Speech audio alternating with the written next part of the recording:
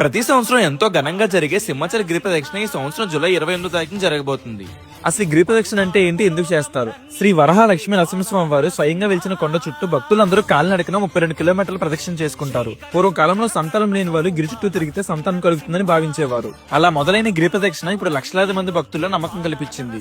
చిన్నవాళ్ళ నుంచి పెద్దవాళ్ళ వరకు అందరూ ఈ గిరి ప్రదక్షిణలో పాల్గొంటారు. కేవలం వైజాగ్ వాసులే కాకుండా తెలంగాణ, కర్ణాటక, ఒడిశా, వెస్ట్ బెంగాల్, తమిళనాడు ఇలా వివిధ ప్రాంతాల నుంచి భక్తులందరూ గిరి ప్రదక్షిణ చేయడానికి వస్తారు.